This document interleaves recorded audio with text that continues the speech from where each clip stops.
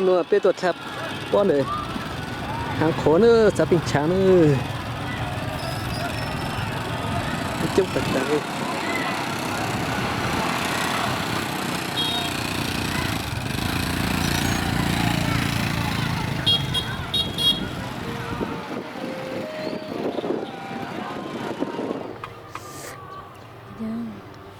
ít là mình chỉ có nói ít là tuột đưa luôn nó sát cháu nữa bắt đầu bạn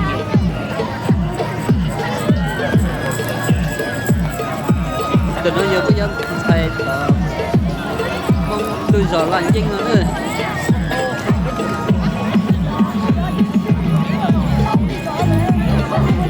quay cái niệm bỏ này Cho chơi. có quay cái niệm bỏ rồi có cho bạn chứ chung này một số tao nó quay rồi giờ nó đã quay còn do là tập bài nữa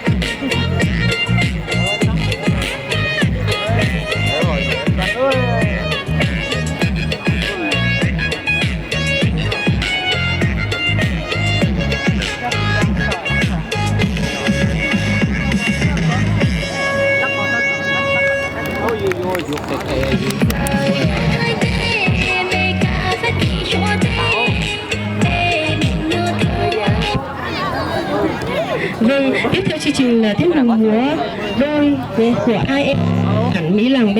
Xin kính mời quý vị cùng thưởng thức ạ.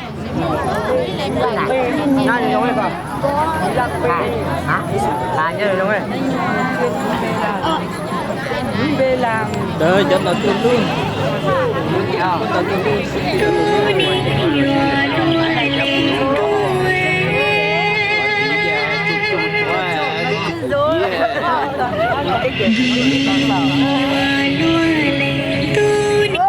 mẹ chết rồi.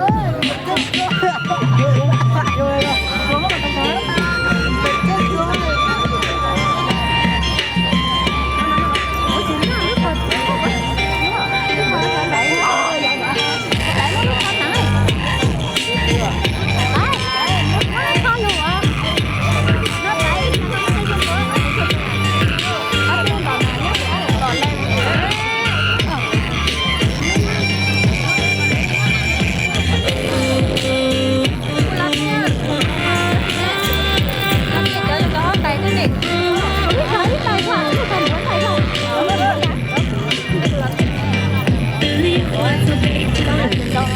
Ghiền Mì Gõ để không bỏ lỡ những video hấp dẫn.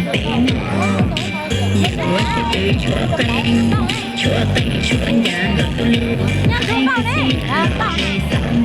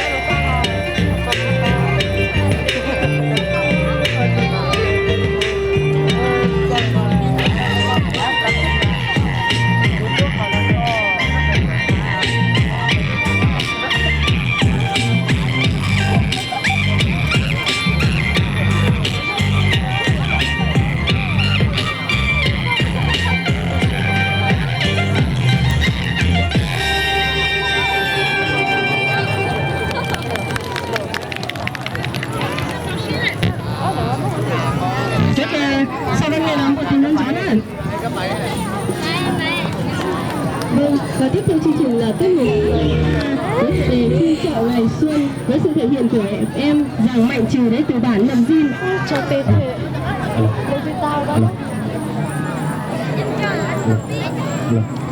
他们梦主高人了吗？看包什么君主啊？哎，在这样说。làm để vào chơi luôn. Còn có là để không có con nuôi.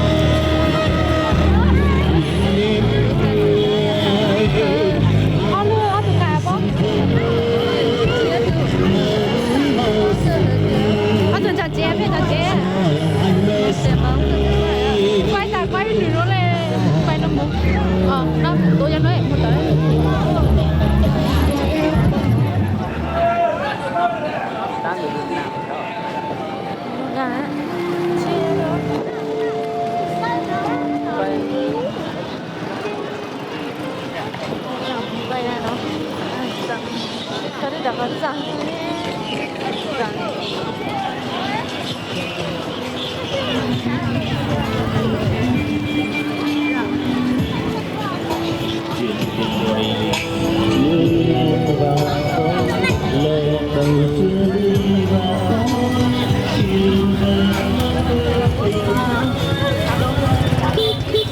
Kau bên là suối. Có những đồ gì đó. Chả thấy luôn rồi. Ủa? Đi chặt cái luôn luôn. Đi lại gì nữa ơi, nữa tàu nữa đó.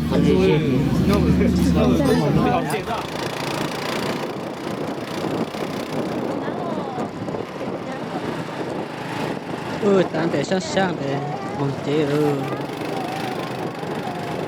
Hãy subscribe cho kênh Ghiền Mì Gõ để không bỏ lỡ những video hấp dẫn.